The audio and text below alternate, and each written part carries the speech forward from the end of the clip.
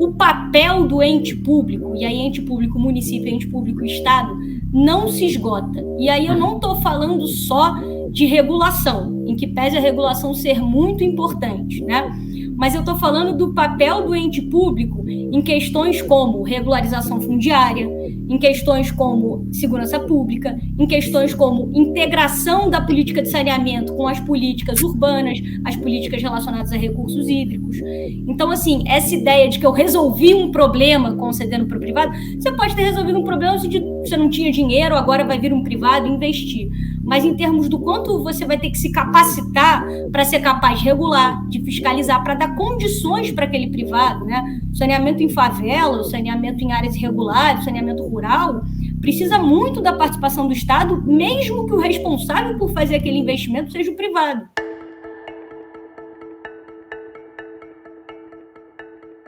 Olá, sejam bem-vindos a mais um episódio do nosso podcast Missão Desenvolvimento. Eu sou Paulo Gala e hoje vamos falar sobre o problema do saneamento no Brasil. Aliás, que baita problema, um dos maiores problemas que a gente enfrenta até hoje, vergonhoso até, né? O Brasil não ter conseguido endereçar e resolver uma questão desse tipo, né, em pleno século XXI. Né? É um problema bastante complicado, a gente vai tentar abordar um pouquinho disso aqui nessa conversa, né? Vocês vão ver que está para bem além dessa questão de que o Estado não resolveu, então vamos passar para a mão do mercado que ele vai resolver agora, né? O buraco é muito, muito mais embaixo. Mas para falar sobre isso, tem aqui dois grandes conhecedores, dois grandes especialistas no tema, que são a Letícia Pimentel e meu amigo Gabriel Galípolo. Talvez reputo aqui dois dos maiores conhecedores dessa temática, então para a gente é realmente uma honra, um prazer, uma alegria enorme recebê-los. Eu pediria para a Letícia começar falando um pouquinho da trajetória dela, depois do Gabriel também, para a gente mergulhar aqui na questão. Sejam muito, muito bem-vindos. Obrigada, Paulo. Cumprimentar o Gabriel também. É um prazer estar aqui. Agradecer o convite. Eu acho que é muito legal a gente estar conversando sobre esse tema. E aí, só falando de forma muito breve, né, da minha trajetória, eu sou economista, com graduação e mestrado pelo Instituto de Economia da UFRJ. Trabalho no BNDES desde 2014 e desde 2016 na área de saneamento, né? Lá eu trabalho desde 2016 numa gerência que a gente chama de gerência setorial, que é justamente a responsável por entender melhor as questões regulatórias, institucionais do setor, os entraves, como contribuir nas discussões de política pública. Então, fico muito feliz de estar aqui discutindo com vocês e é um prazer. Boa, fantástico, Letícia. Gabriel, conta um pouquinho aqui para a gente da sua trajetória também. Eu sou economista também, formado pela PUC, fui professor da PUC, trabalhei 2 anos no governo do Estado de São Paulo, basicamente com infraestrutura, na Secretaria de Transportes Metropolitanos e na Secretaria de Economia e Planejamento. Tenho uma consultoria já desde 2009, se eu não me engano, que trabalha bastante com o setor de estruturação de PPPs e concessões em infraestrutura. E durante os últimos 4 anos estive junto com meu amigo Paulo Gala, trabalhando no mercado financeiro, presidindo o Banco Fator. Boa, então vamos lá. Começando pelo começo, Letícia, conta pra gente aqui, se você pudesse ter uns dados mais frescos na cabeça de a quantas anda nosso problema de saneamento, o problema de acesso à água, que, de novo, assim, eu me sinto envergonhado até de fazer um programa desse no Brasil de 2021 para falar desse tema, né? A gente já, enfim, teve avanços espetaculares, né, de todos os pontos de vista, né, de tecnologia, enfim, né, e continuamos com um problema que é um problema do século, nem do 19, acho que é do século 18, né? Coloca dados aqui, Letícia, se você puder, na nossa conversa. Claro. Bom, vamos lá. Primeiro, eu queria fazer uma ressalva, né, que é o seguinte: quando a gente fala de saneamento, normalmente vem à cabeça água e esgoto, mas conforme está definido, inclusive na lei, saneamento é mais do que isso. É água, esgoto, gestão de resíduos sólidos urbanos e manejo de águas pluviais, né? Drenagem. Então, só fazer essa ressalva, eu acho que a gente vai aqui falar principalmente de água e esgoto, mas lembrar que tem esses outros 2 componentes, inclusive que é um problema do novo marco, eu acho que não endereçou muito bem as questões desses outros componentes, tratou tudo como se fosse um grande serviço de água e esgoto, e é importante a gente lembrar isso. Nos concentrando aqui na questão do abastecimento de água e da coleta e tratamento de esgotamento sanitário, a situação é realmente muito precária, né? Os números gerais, quantitativos, eu acho que já foram bastante divulgados. A gente tem mais da metade da população sem coleta de esgoto e, mais do que isso, sem tratamento. Em relação à água, né, e aí já trazendo um pouquinho do Plano Nacional de Saneamento Básico, que é um plano de 2013, que traz um conceito de déficit que abarca não só o não atendimento, mas o atendimento precário. Então, em relação à água, quando a gente olha assim, quem tem o cano, né, são 83% da população, né, ou seja, 17% do déficit. Mas se a gente pega... Desculpa, é o cano da água que chega em casa, é isso? Isso, que chega em casa, né? Quem tem lá abastecimento de água. Mas se a gente pega o conceito do PlanSAB, né, de que o atendimento não é só quem tem a conexão, mas é quem tem água sem descontinuidade, quem tem água com a qualidade adequada, aí esse déficit sobe de 17% para 42%. Então, assim, a gente avançou muito na água no período ali da década de 70, 60, 70, 80, mas ainda assim, na questão da adequação dos serviços, isso tem a ver com perenidade, com qualidade, ainda tem muito a avançar. E um outro dado que eu acho muito interessante trazer, também do PlanSAB, é que o PlanSAB... Letícia, eu sou meio chato no programa, eu fico interrompendo as pessoas. Só o que é o PlanSAB, só para a gente... É o Plano Nacional de Saneamento Básico. É o plano de 2013. Ele tem uma revisão quadrienal e ele tem avaliações anuais. A última avaliação, se eu não me engano, é de 2019. E aí, nessa avaliação, o PlanSAB ele traz alguns indicadores auxiliares relativos não só a esses dados gerais de atendimento, mas uma estratificação por renda, por cor da pele e por escolaridade. E aí, quando a gente olha esses 3 indicadores, é uma situação ainda mais dramática, porque o déficit de água, por exemplo, 88% do déficit de água está concentrado na população que recebe até um salário mínimo. O esgoto, o déficit é um pouco mais democrático, então 70% está concentrada na população que recebe até um salário mínimo.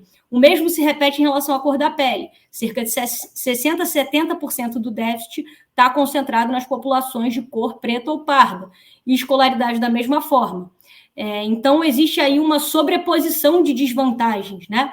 E, por outro lado, também existe diversas oportunidades, porque investir em saneamento é investir, né, na garantia de um direito humano fundamental, porque o saneamento é um direito humano fundamental reconhecido pela ONU desde 2010, mas é também investir em redução da desigualdade social, em redução da desigualdade racial, em redução à desigualdade de gênero. Esse dado não tem no PlanSAB, mas é muito importante, porque as mulheres são mais impactadas pela falta de saneamento. É investir em redução das desigualdades regionais também, porque a gente tem uma diferença muito grande entre as regiões. Então, acho que o panorama... Legal, só aproveitando, antes de passar para o Gabriel, eu vou fazer algumas perguntas meio de ignorante aqui, então vocês me perdoem, já vou pedir desculpa de antemão. Quando você fala desses déficits todo, é o déficit de acesso à água, ou seja, a água encanada que chega na casa da pessoa. E para o esgoto, o dado é o mesmo, é parecido? Como é que a gente faz essa leitura? O déficit, né, do PlanSAB, ele inclui a água encanada e ele inclui outras formas seguras de água também, né? Então, cisternas, poços seguros, isso tudo seria o acesso adequado. O acesso inadequado são fontes não seguras de água ou a inexistência do acesso, ou mesmo o acesso de maneira intermitente ou sem a qualidade devida. No caso do esgoto, o PlanSAB considera como acesso quem tem ou a rede de esgoto ou uma fossa séptica, que é a fossa adequada. Então, ele considera tanto soluções coletivas quanto soluções individuais.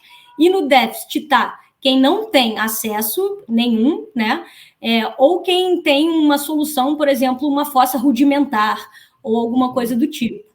E o déficit é parecido com o de acesso à água. Então, quando você fala que é 20%, 30% de pessoas que não têm acesso à água, também não tem o esgoto adequado, né? Adequado. O acesso a esgoto é muito menor do que o de água, né? A gente tem, pelos dados só quantitativos, 50% da população tem acesso à coleta, né?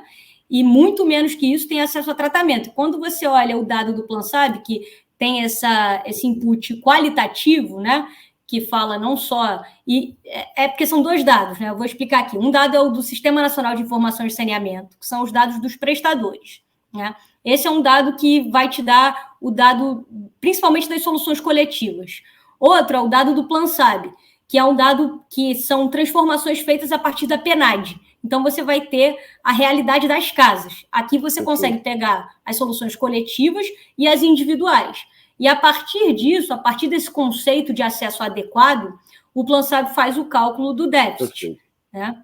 Então, o déficit de esgoto é muito maior do que o de água, e ambos os déficits, quando a gente coloca esse componente qualitativo, são muito maiores do que apenas do ponto de vista quantitativo. Fantástico. Eu queria perguntar para o Gabriel aquela dúvida que eu sempre tive em relação a esse tema, né? E nunca pude perguntar assim de maneira organizada, estruturada e também com a presença da Letícia, que é o seguinte: na minha visão de não conhecedor do setor, sempre me pareceu que a falta de acesso à água e esgoto era devido à pobreza, né? Que as regiões mais pobres do país, especialmente os municípios mais pobres e os estados mais pobres, não tinham dinheiro para construir uma rede de água e esgoto, porque uma rede de água e esgoto é caríssima, né? Não é algo que qualquer município de 15 mil, 20 mil, 50 mil habitantes tenha dinheiro para construir, e, portanto, eu colocava na conta da pobreza esse grande drama que a gente tem. Mais recentemente, especialmente depois da aprovação do marco, a narrativa que tem ganhado força no Brasil é que o Estado brasileiro nunca conseguiu resolver esse problema, então agora a gente precisa colocar isso para o setor privado resolver, né? Que, a meu ver, cai no bom e velho problema de que, quando se tem pobreza, o mercado não fornece nem educação, nem saúde, nem saneamento, nem água, nem nada, por um motivo muito simples, porque não dá dinheiro. Então, o mercado só faz coisas que dá dinheiro. Mas eu queria colocar isso aqui para o Gabriel ver como é que ele reage a essa discussão, porque tem muita gente achando que com esse novo marco, e acho que tem vários avanços no novo marco, a gente vai discutir o novo marco aqui já, mas tem muita gente achando que agora o problema do saneamento será resolvido, porque o setor privado finalmente vai poder colocar a mão nisso, algo que ele nunca pôde antes, né? Que, enfim, eu não acho que seja exatamente isso, mas queria ouvir vocês que entendem, né? Então, primeiro o Gabriel, depois queria ouvir a Letícia um pouco sobre isso. Paulo, eu acho que o saneamento é das melhores formas da gente denunciar o grau de insanidade do sistema econômico que a gente vive e da sociedade que a gente vive. A gente acha que a gente está desde 2019 numa crise sanitária, não é verdade. A gente está numa crise sanitária já faz muito tempo. O Trata Brasil tem dados mostrando que 273 mil pessoas são internadas todo ano no Brasil por falta de saneamento básico. 273 mil pessoas, e que morrem mais de 2,3 mil pessoas por não terem acesso à água tratada. Isso aqui, mas aí só para a gente completar um pouquinho uma visão geral, está disponível, quem tiver curiosidade, depois até o Paulo pode deixar o link, da Oxfam, um estudo da Oxfam, que mostra que desses 7 bilhões de habitantes que nós temos aqui no mundo, 2,2 bilhões de pessoas não têm a água tratada em casa. 2,2 bilhões de pessoas. 2,3 não têm acesso ao serviço de saneamento, como banheiro e latrina. 800 crianças morrem todo dia por diarreia, por ingestão de água suja. Presta atenção. Nós temos hoje 2.200 bilionários. Nós temos hoje uma situação que 1% mais rico tem o dobro da riqueza do resto da humanidade. E existem 800 crianças todos os dias que morrem por ingestão de água suja. 80% do esgoto, e esse é um ponto que acho que é importante para a discussão que a gente tem hoje sobre ESG e o que está acontecendo sobre questão ambiental, porque muitas vezes, né, Paulo, a gente está acostumado a ver uma dicotomia entre desenvolvimento econômico e meio ambiente. Ou seja, qualquer tipo de investimento ou atividade econômica é negativa para o meio ambiente, logo deveria ser inibida. Está aí uma atividade econômica que, se a gente conseguir ampliar a oferta, vai ajudar muito o meio ambiente, porque hoje 80% do esgoto retorna para o meio ambiente sem tratamento. Essa é uma atividade econômica que, se a gente investir, se a gente der crédito, se a gente der financiamento, vai colaborar e não atrapalhar o meio ambiente. Então, dito isto, sobre o Brasil e sobre a sua pergunta, é lógico que, como você já me ouviu falar essa frase algumas vezes, o presente é em si mesmo uma crítica intrínseca ao passado. Verdade. Então, você está nessa situação que tem aí, funcionou mal, vem funcionando mal. Mas o primeiro ponto a chamar a atenção é, lá atrás, na Constituição, os constituintes, me parece de maneira correta, não quiseram que ficasse a atribuição de uma série de serviços concentrado na União. Ele falou, bom, o sujeito mora na cidade. O sujeito mora na cidade. Quem sabe as dores do sujeito é quem está na região. Não é justo que um cara lá em Brasília vá decidir se o melhor para a cidade X é isso ou aquilo. Mas nessa bem intencionada direção, se passou como poder concedente uma série de serviços públicos, ausentes da federação, que não têm recursos, muitas vezes, não só técnicos, mas inclusive financeiros, para conseguir viabilizar isso. O saneamento é um caso clássico, porque o saneamento, desde o aqueduto romano até antes, é um caso óbvio de subsídios cruzados financeiros e de recursos hídricos. Ou seja, você muitas vezes tem uma concentração demográfica numa região que falta água, e aí você vai buscar água mais longe. E você, às vezes, tem disponibilidade de água, mas não tem uma densidade demográfica para ter a viabilidade do tratamento de esgoto naquela região, por exemplo. Então, este é um sistema que não tem praticamente nenhum sentido econômico você ir fazendo de município em município. Ele é muito mais... tem ganhos de escala, um tema que você conhece um pouco, né, Paulo Gala? Ganhos de escala, se você conseguir aglutinar ali e pensar sobre esta lógica.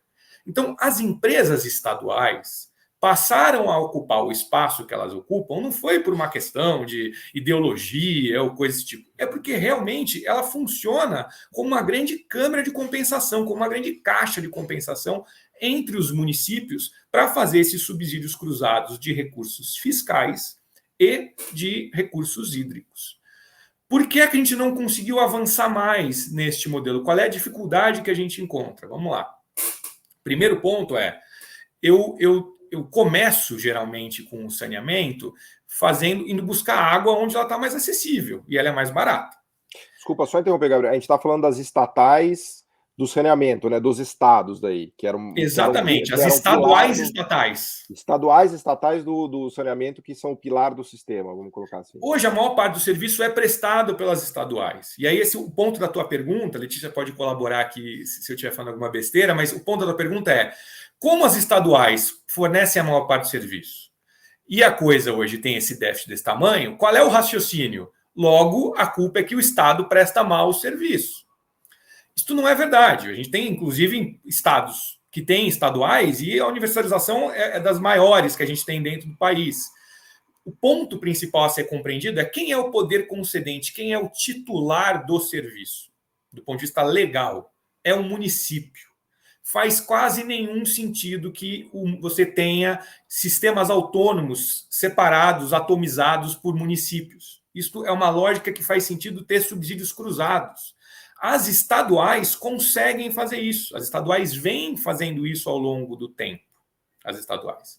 O ponto principal, me parece ser quem paga pelo serviço, e aí quem paga não é pela condição de financiamento, e sim de quem eu cobro. Eu cobro do usuário ou eu cobro do contribuinte? Este é o ponto.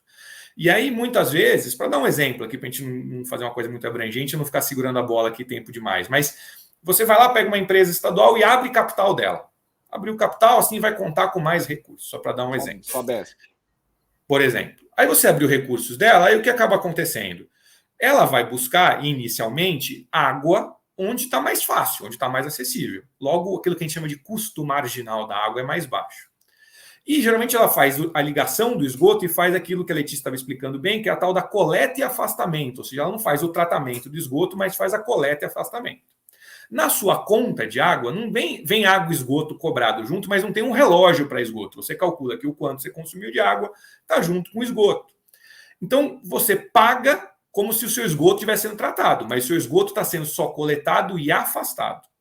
Quais são os dois desafios que você põe para a estadual agora? Buscar água cada vez mais longe, porque se a água que tinha disponível mais barata ficou restrita, eu preciso fazer água de reuso, eu preciso buscar água mais longe. É mais caro. Ou eu preciso começar a tratar um esgoto pelo qual eu já cobro como se tratasse e não trato.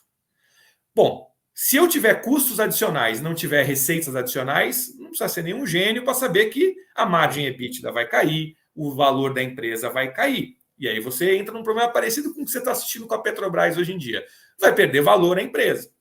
Bom, como é que a gente faz, então, com que a empresa consiga expandir o serviço? A gente precisa ter novas fontes de receita para este processo, né?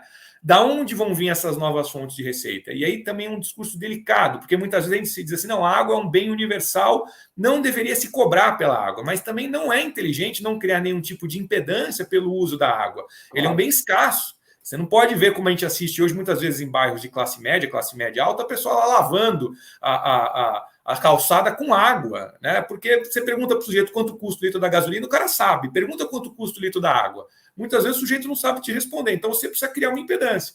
mas é preciso aprofundar esta lógica de subsídio cruzado, onde você consiga fazer, e já existem esses mecanismos, inclusive em prática, pensar, bom, o sujeito mora num lugar com um terreno mais valorizado, o IPTU dele é maior, faz sentido que ele consiga pagar um pouco mais para que a gente consiga ter um subsídio cruzado para quem não consegue pagar tanto e faça chegar saneamento nessas pessoas. Eu só vou fazer um parênteses aqui, dado quem está aqui falando próximo ao BNDES, o BNDES tem sido muito importante nas modelagens desses processos, porque o que acontece? Muitas vezes estava se imaginando que este marco ia virar um projeto de saneamento fiscal. O que eu quero dizer com isso? Era vender as concessões, vender as estaduais para levantar recursos para resolver problemas fiscais em outras áreas. O BNDES tem sido muito diligente para garantir que eventuais novas receitas que vão ser geradas com investimentos e ampliação do serviço no setor de saneamento sejam revertidos para a universalização do serviço. Esse é um ponto fundamental. Não faz nenhum sentido tirar recurso do setor de saneamento. Faz sentido colocar, porque ele gera, queira do jeito que você quiser, externalidades positivas, tenha você a filiação teórica que você quiser, mas ele é um setor que gera benefícios para o conjunto da sociedade, para além do usuário do serviço. Então, não faz sentido tirar. Tem que colocar. E aí, só para finalizar a tua pergunta, o que eu estou assistindo as estaduais não estão perdendo este poder, não. Muitos dos modelos estão sendo incorporando as estaduais. Porque o grande risco que você tem se você fragmentar, provavelmente aquelas regiões onde elas são superavitárias, ou seja, aquelas regiões que são viáveis, o privado vai ter interesse e, diferente do que se imagina, não é que a tarifa vai subir, a tarifa vai cair. Porque como ela não tem mais que carregar um subsídio cruzado de quem não funciona, ela pode cair, ficar mais barato, mas e as outras regiões que não têm viabilidade, que não têm densidade demográfica? Nós não vamos atender? Nós vamos falar, bom, se você não tem condição de pagar, você fica excluído, não tem saneamento, e vamos voltar a dizer aqui que existem centenas de crianças que morrem em 2021 por ingestão de água que está suja. É surreal. Perfeito. Letícia, como é que você enxerga essa evolução do sistema brasileiro? Ou involução, ou estagnação, né? Você está realmente, assim como o Gabriel Galípolo, você está assistindo aí você está no olho do furacão, né? Para não dizer que você está fazendo os contratos, discutindo com as empresas, trabalhando no marco, né? Então, qual é o diagnóstico que você faz? Porque eu confesso para vocês que eu já estou meio perdido. Eu não sei se melhorou, se piorou, se vai ficar igual, assim, é uma questão muito complexa. Então, eu acho que é muito complexo, né? E não adianta a gente abordar a questão por fórmulas simplistas, né? Então, alguns comentários gerais, né? Primeiro, assim, a participação privada no saneamento, ela já existe desde 95. Não é uma novidade. Várias concessões municipais e algumas poucas regionais, né? Ou seja de consórcios de municípios, seja de PPPs com companhias estaduais. O que aconteceu agora com a mudança, com o novo marco, mas mais do que isso, e aí também é um outro comentário, né? A gente colocar esse peso todo na lei, no que a lei fala, é claro que isso importa, mas assim, a política pública é muito mais do que isso. Então, as estruturações, por exemplo, sendo feitas no BNDES, estão sendo feitas desde 2016. A primeira medida provisória que tentou mudar a lei é de 2018. Então, assim, a política pública é muito, muito, muito maior do que a lei. Claro que a lei traz alguns princípios, diretrizes e condicionantes que formulam ou condicionam a política pública, mas se tiver só a lei, nada acontece, né? Então, assim, a participação privada existe desde 95, a gente tem ótimos exemplos de participação privada, péssimos exemplos de participação privada, ótimos exemplos de prestação pública e péssimos exemplos de prestação pública. Então, se a gente for por aí, é uma conversa meio infinita, que quem acha bom a prestação pública vai apontar o olhar para aquelas prestações de sucesso, e quem acha bom a privada vai fazer o mesmo com... E o que a gente tem que, na verdade, é entender, mais do que a natureza do prestador, quais são as condições que tornam uma prestação bem-sucedida, né? E aí, nesse sentido, eu acho que ter uma coordenação do governo federal, como está sendo agora nesse programa de estruturações, e que tem relações intergovernamentais, tem estruturações de projetos, pensando na questão do subsídio cruzado, que o Galípolo falou que é, de fato, muito importante, né? Eu acho que talvez isso sim seja importante. Outra questão trazida também é a regulação, é muito importante. E aí, para além da questão da prestação privada ou pública, né, tem uma outra questão que é a seguinte: o saneamento é um serviço público, né? Então, o titular é um município, como o Galípolo disse, e essa lei, inclusive, mudou bastante o que a gente chama de exercício da titularidade, né? Ela trouxe a figura da regionalização, que eu acho que é um ponto que a gente pode abordar daqui a pouco. Mas para o ponto que eu quero fazer agora, é o seguinte: mesmo a concessão dos serviços, seja para uma companhia estadual, seja para uma empresa privada, depende da voluntariedade do ente público, certo? Isso faz com que exista uma diversidade de modelos no país. Então, também não dá para encarar como se agora o Brasil fosse virar uma grande concessão privada de saneamento. Não, vai continuar convivendo companhia estadual, com empresa municipal, com serviço autônomo municipal, com empresas privadas. E com o BNDES.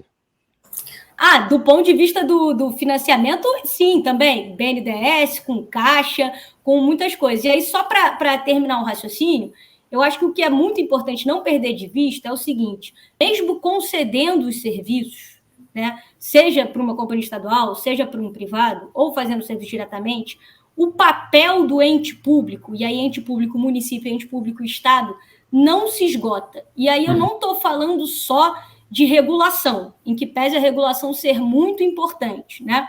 Mas eu estou falando do papel do ente público em questões como regularização fundiária, em questões como segurança pública, em questões como integração da política de saneamento com as políticas urbanas, as políticas relacionadas a recursos hídricos. Então, assim, essa ideia de que eu resolvi um problema concedendo para o privado, você pode ter resolvido um problema se você não tinha dinheiro, agora vai vir um privado investir. Mas em termos do quanto você vai ter que se capacitar para ser capaz de regular, de fiscalizar, para dar condições para aquele privado, né? O saneamento em favela, o saneamento em áreas irregulares, o saneamento rural, precisa muito da participação do Estado, mesmo que o responsável por fazer aquele investimento seja o privado. Então, isso eu acho que é muito importante da gente ressaltar. Se você pega o caso do Rio de Janeiro, tinham 2 empresas prestando serviço, né? A SEDAI e a FAB Zona Oeste, que era a concessão do esgoto da AP5 do Rio de Janeiro. Agora você vai ter 4 prestadores na mesma cidade, fazendo obra na cidade inteira, querendo fazer saneamento em favela. Que bom, mas o público, né, o ente público, o Estado e município do Rio de Janeiro, nossa, se eu fosse eles, eu estaria dobrando a minha equipe responsável por saneamento e não achando que eu me livrei de um problema que agora o privado vai fazer. É o contrário. Eu acho que isso é muito importante. Avanços e bloqueios na sua visão. Vai lá. Não, eu queria pegar esse ponto que você colocou, que eu acho fundamental, que é o seguinte. Primeiro quando a gente fala de PPP e concessão, muitas vezes a gente tem aquela alusão às PFIs que começaram lá com a Thatcher e tudo mais. No Brasil é um bicho... a tecla SAP. O que é PFI? São o conceito original dos projetos financiados pelo privado, que são as primeiras PPPs e concessões que existem lá na Inglaterra, primeiras dessa nova era. Porque se a gente lembrar, desde Dom Pedro a gente tem concessões para construir ferrovia. Isso é uma coisa bem antiga e tem muito a ver com financiamento, por isso que bonde é bonde e bonde é título. Por essa razão. O resto do mundo é trampo, é tranvia, e você financia com essas coisas faz algum tempo. Vou pegar e aí eu queria falar um pouco para ir não sei para onde, vou pegar um título, tá certo. Exato. E eu queria falar um pouco justo sobre essa questão do financiamento. No Brasil, historicamente, a PPP e concessão é muito menos um acesso a recurso privado e muito mais uma modalidade de contrato mais eficiente pelas ineficiências da 8666. O que é a 8666? É a Lei de Licitações e Contratos Público, que você geralmente contrata por menor preço, grande maioria das vezes, e basta você lembrar na sua vida quando foi a última vez que você comprou alguma coisa pelo menor preço e foi uma boa compra. Basicamente é isso. Imagina uma coisa complexa, então, como uma estação de tratamento de esgoto ou alguma coisa desse tipo. Costuma não ser uma das melhores. Quando você faz a PPP, o sujeito que é contratado, ele vai começar a ter receita a partir do que a gente chama da fruição do bem, ou seja, do bem estar disponível. Então, é mais ou menos você contratar um cara na sua casa e falar assim, eu te pago quando estiver pronto. E além do fato de eu só te pagar quando estiver pronto, você vai ficar responsável pela manutenção e operação dessa negócio aqui durante 10, 15, 20, 35 anos. Então o cara não vai falar, bom, a melhor maneira de eu ter lucro é reduzir a qualidade e reduzir o custo. Porque depois isso vai voltar para mim, porque eu vou ser obrigado a ter o custo de operação e manutenção. Então, ele tem uma modalidade de contratação que dá estímulos, muitas vezes, mais adequados, um alinhamento melhor.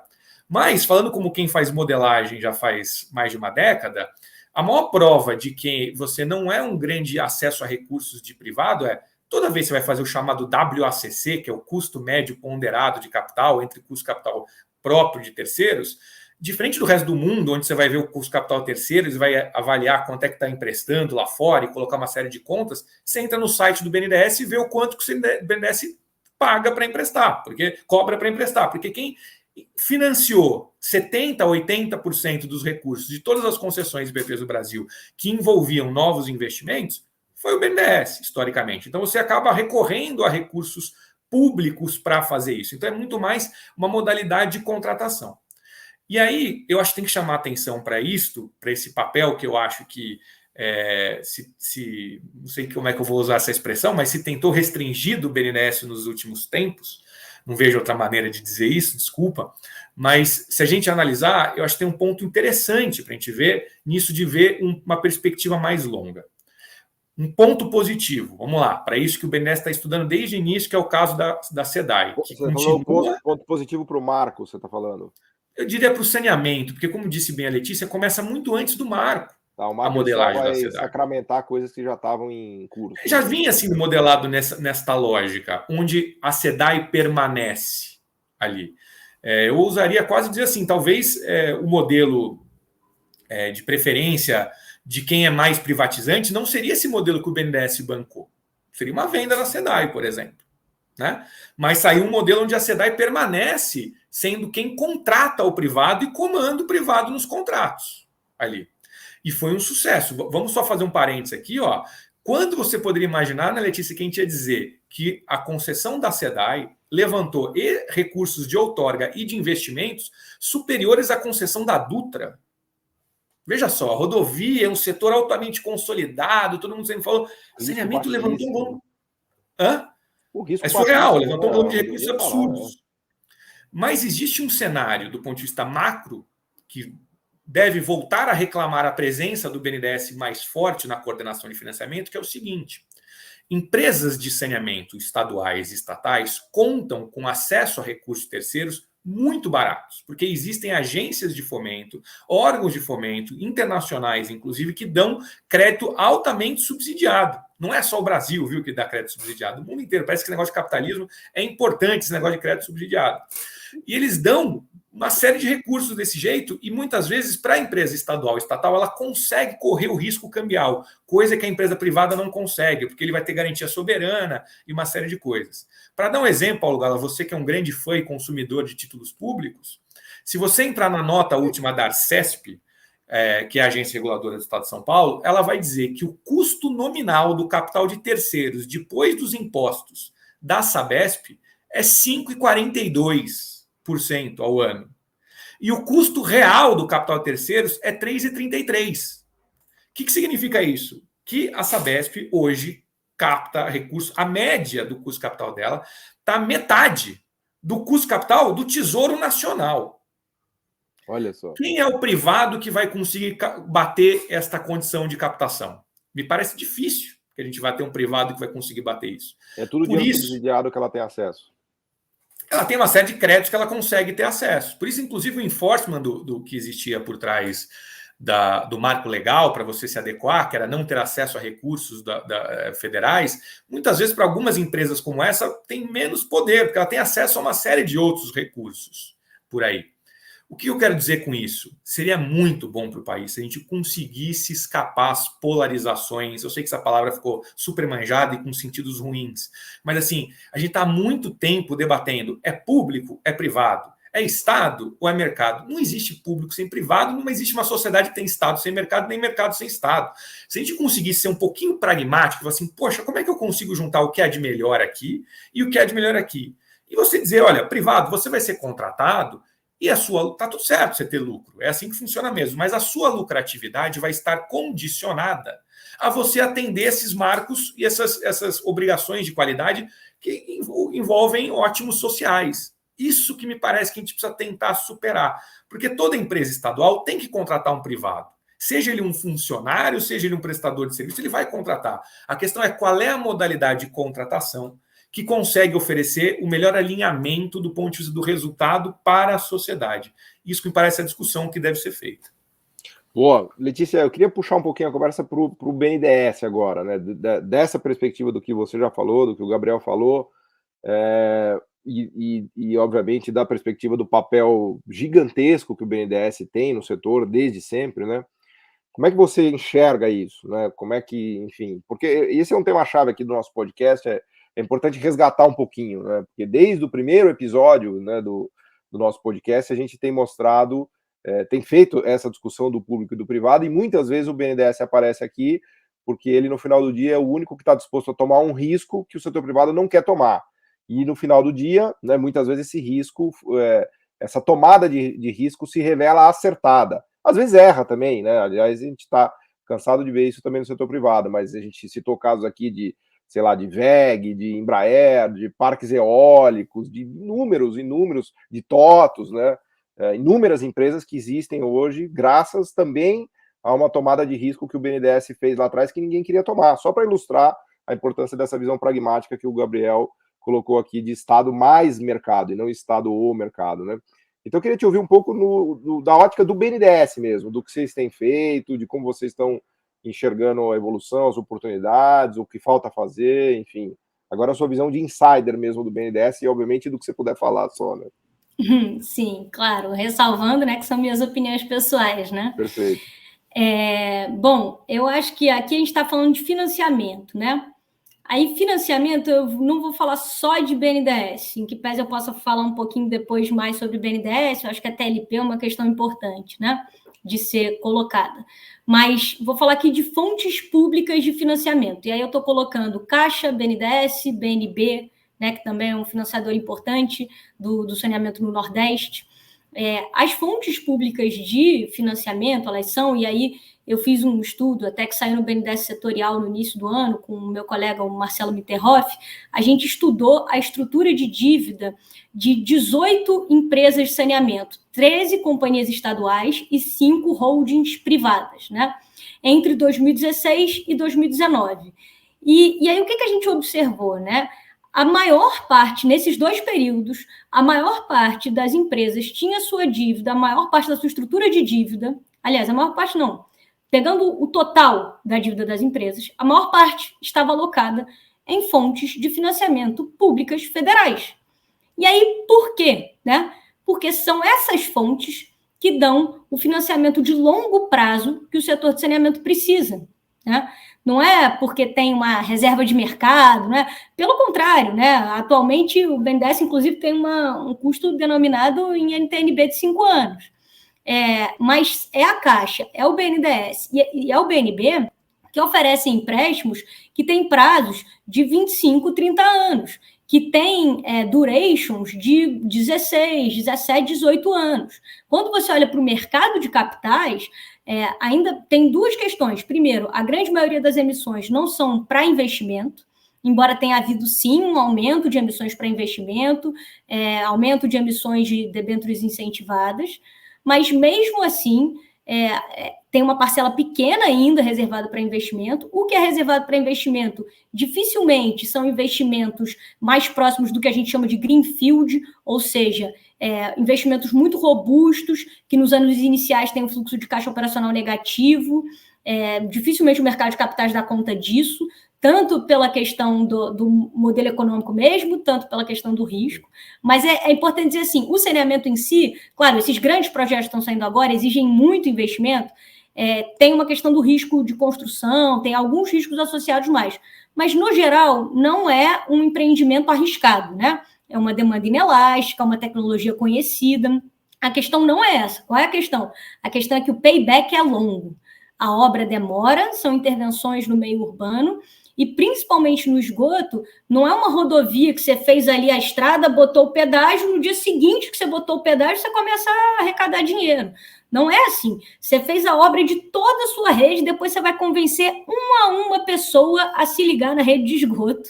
E isso é uma questão, assim, demora muito tempo. Então, tem paybacks muito longos. E quais fontes de recursos são mais adequadas, portanto? São as fontes de recursos de longo prazo, né? Então, é muito importante que se preserve essas fontes de recursos de longo prazo, se preservem condições adequadas aos níveis de retorno social que esse investimento tem. Então, é importante colocar isso na conta. Então, por isso, é claro, eu acredito que Caixa, BNDES, BNB, o BASA também, né, na Amazônia, eu acho que agora vão começar a ter mais oportunidades de financiamento, continuem sendo grandes financiadores do saneamento, por esse motivo. E aí eu queria falar, além da fonte de financiamento pública, né, acho que de outros 2 componentes que eu acho muito importante da gente mencionar, né. Primeiro, né, o Galípolo falou, de fato, as PPPs e as concessões, elas costumam ser mais atratores. É um modo de contratação e aí uma forma também de você ter atores que conseguem acessar os recursos de financiamento, porque também não é qualquer ator que consegue acessar, tem requisitos, tem questões de crédito, tem questões mínimas de projeto, né, que precisa ter uma mínima qualidade técnica a ser apresentada, então, sim. Mas, dado o volume de investimentos desses novos projetos, né, só a SEDAI são 30 bilhões, e a gente tem alguns outros, é um volume muito grande num tempo relativamente curto, a gente vai precisar, sim, de atrair mais capital próprio das empresas, seja por aporte de acionistas em grupos que já existem, seja por aporte por novos entrantes no setor, né? E aí já teve um novo entrante na concessão do Amapá, que é muito bem-vindo, né? Porque também é isso, a entrada do privado, né? A gente quer ter mais competição. Então, vamos ter mais competição mesmo, né? Cadê o resto do pessoal? Não dá para a gente também achar que a gente vai resolver o problema do saneamento do país com 4 grandes empresas, por mais que elas tenham toda a vontade do mundo. Então, tem esse ponto, que é de atração de novos atores. Tem um segundo ponto, que é os prestadores públicos continuarão. Então, é preciso também garantir condições adequadas de acesso a financiamento a esses prestadores públicos. E aí, aqui eu estou falando principalmente do limite de crédito para contração de financiamentos, do limite de crédito do setor público junto ao Sistema Financeiro Nacional. Assim, esse ano o limite de crédito ainda não foi totalmente utilizado, acho que isso é muito reflexo da nossa crise econômica, do mau estado que estados e municípios estão das suas finanças, mas é preciso garantir pelo menos uma priorização, mais requisitos. Não é possível que os investimentos em saneamento entrem na mesma fila que outros investimentos. Ou eles precisam ser priorizados, ou eles precisam ser excepcionalizados, porque a prestação pública vai continuar existindo. E, por fim, um terceiro ponto é o seguinte, recursos fiscais. Tudo bem, temos restrições de diversas ordens, a maioria institucional, como é o teto de gastos, e não de ordem real, né, de fato existente, mas a gente tem que ter em conta que nenhum lugar do mundo universalizou seu saneamento sem recursos fiscais, porque tem lugar que não é viável mesmo. E como é um direito humano fundamental, você tem que garantir. E aí, esses recursos fiscais eles podem ser usados de formas diversas, seja fazendo investimento direto, seja dando um subsídio para o financiamento, seja dando um subsídio para o prestador, seja dando um subsídio direto para a família, que vai pagar menos, mas precisa de recurso fiscal. E nos últimos anos, os recursos fiscais de saneamento têm reduzido de maneira drástica. Então, assim, respondendo de maneira geral, os fundos de longo prazo são muito importantes, acho que vão continuar importantes, é importante que sejam preservadas, mas dado o tamanho do desafio, né, e a gente está falando aqui, de acordo também com o Plan SAB, cerca de 30 bi por ano, e historicamente a gente tem feito cerca de 14, 15 bi, né, no investimento, a gente vai precisar que todo mundo contribua.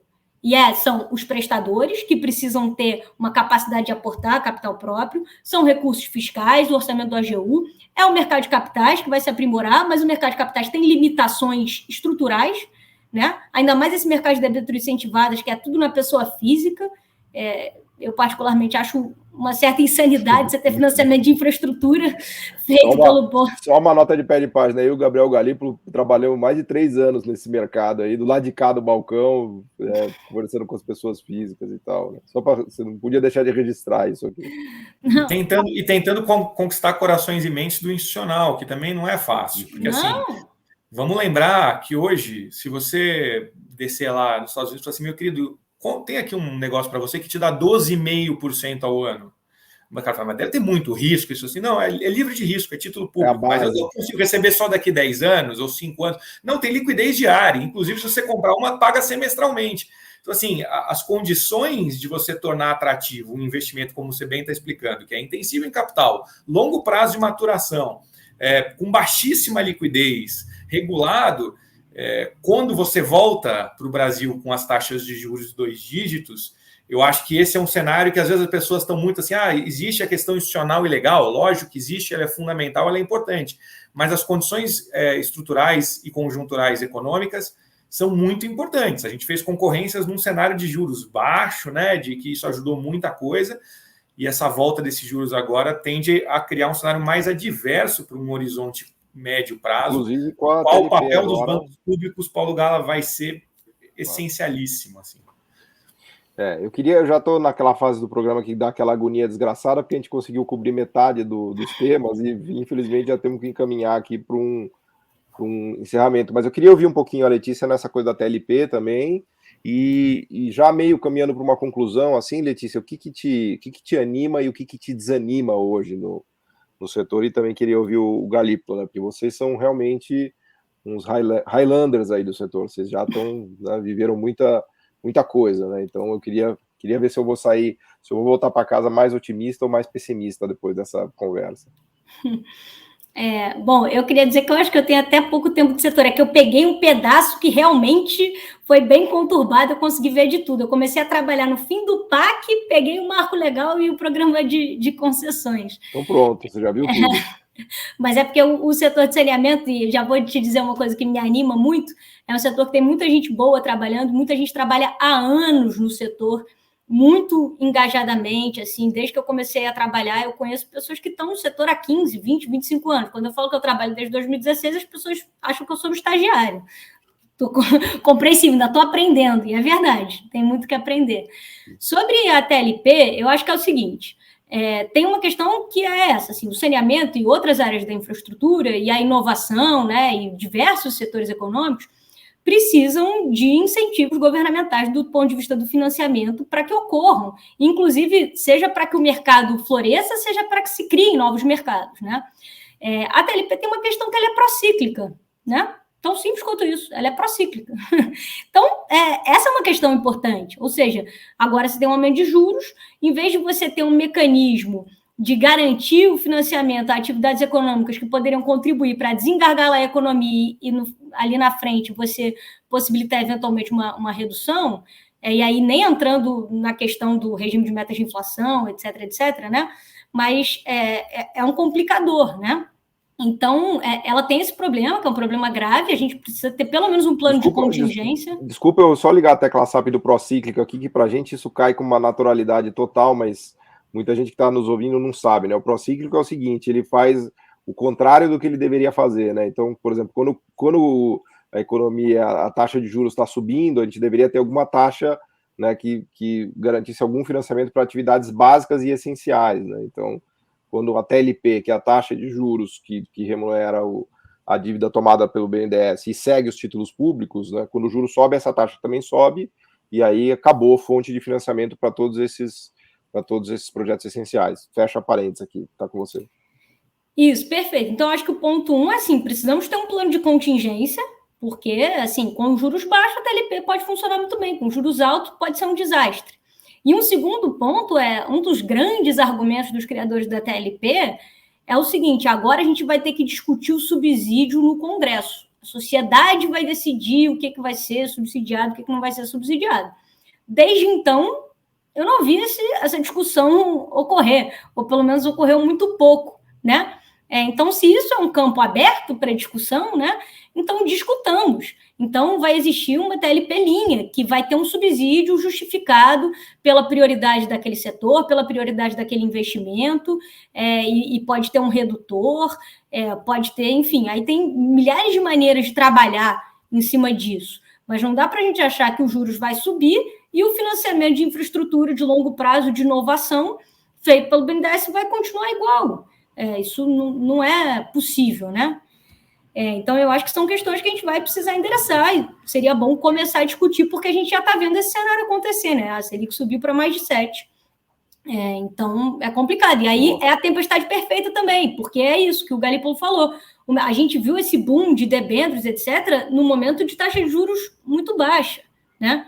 Então, agora, será que vão continuar comprando esse tanto de debênture com aumentos paulatinos da taxa de juros? A gente vai ter que testar isso. Meu palpite é que talvez não, né?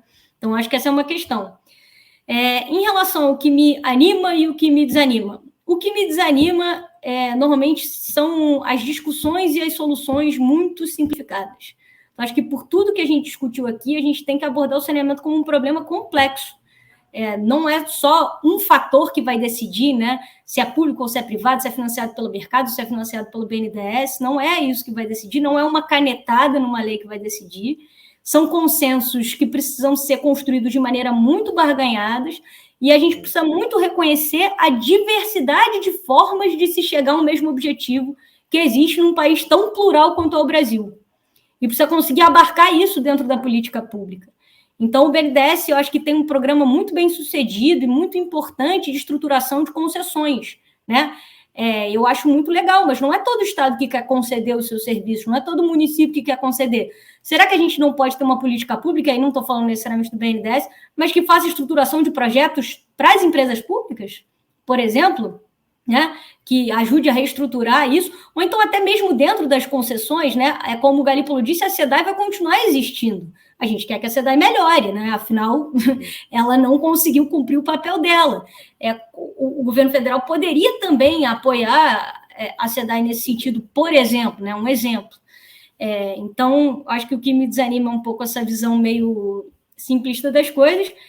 E o que me anima, eu acho que é isso, assim, é ver tanta gente engajada, tendo discussões complexas, tentando endereçar problemas que, quando você olha na vida real, são muito maiores do que só uma fórmula de como resolver as coisas.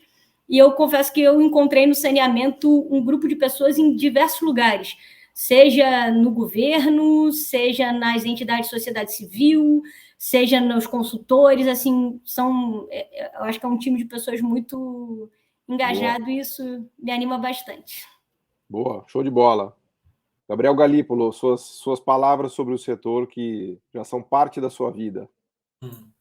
Vou ser breve. Eu acho que eu diferente do que você está acostumado a me fazer, cara, eu estou otimista, por incrível que pareça. Por quê?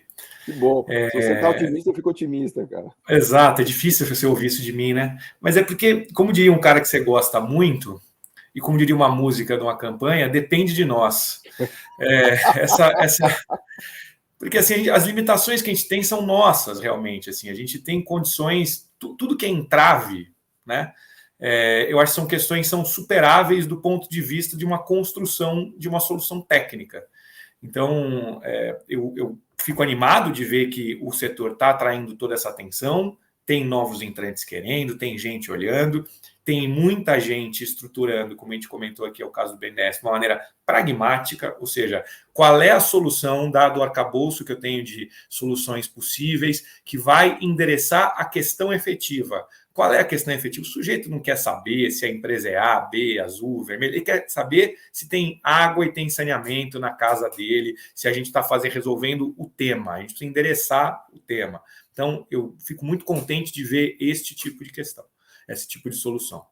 O que eu acho que a gente precisa só parar de imaginar é que, ao fazer alguma solução, como bem disse a Letícia, de uma canetada, vai surgir por um pozinho de pilim-pim-pim, soluções e dinheiro. Não surge o dinheiro do nada.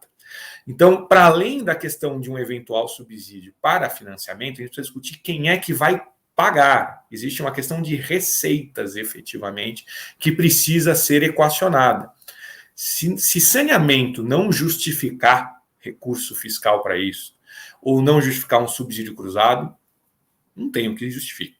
Não tem nada que justifique. Então, eu acho que existem soluções para a gente conseguir equacionar, por exemplo, garantias, no caso que a gente tiver pagamento por parte do Estado, que vai existir. Nem todos os serviços de saneamento vão ser viáveis simplesmente com cobrança de tarifa. A gente vai precisar de recurso fiscal. Existem sistemas de garantias que podem ser dados, existem recursos fiscais que podem ser dados, existem formas de a gente conseguir fazer taxas de juros diferentes para projetos como saneamento. Então, eu acho que existem soluções passíveis de serem construídas.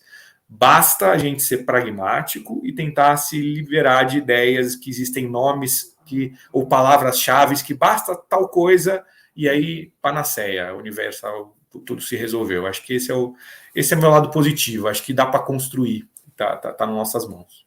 Boa. Fantástico. Gabriel Galípolo, Letícia Pimentel, muito obrigado pela aula que vocês deram aqui. Em curto espaço de tempo, acho que a gente conseguiu abordar as questões mais relevantes. É uma área realmente complexa, complicada, né? Acho que ela ilustra muito bem o erro que é tratar questões, né, econômicas, especificamente essa aqui, como um fla-flu, né? Privatiza, não, o mercado, deixa o Estado resolve tudo, enfim, né, como, aliás, a maioria dos problemas econômicos, né, em geral, a solução nunca é Estado ou mercado, né, e eu acho que nenhum setor melhor do que esse aqui para nos mostrar isso, né, com bastante clareza e gerando muita controvérsia, né, por exemplo, por causa da SEDAI, né, a gente fez uma live especial só para falar de SEDAI. Basicamente, eu e o Gabriel, a gente perdeu todos os amigos que a gente tinha, tanto os à esquerda quanto os à direita, né, porque cai num fla-flu assim, que no final do dia falou... Você nem privatizou e nem estatizou, como é que é esse negócio? Assim, né? Então, não consegui te botar numa caixinha, né? Então, abordar de forma complexa tem esse problema mesmo, viu? Você desagrada a todo mundo. Exatamente. Mas, enfim, eu acho que, né, tentamos trazer aqui à luz essas questões e, enfim, buscar um pouco de racionalidade e pragmatismo, que só assim a gente vai conseguir avançar. Então, eu agradeço vocês de coração, muito obrigado, foi ótimo, fantástico, e vou convidá-los novamente para a gente explorar mais essa discussão. Obrigado, gente. Obrigado, Letícia. Obrigado, Paulo. Um grande abraço.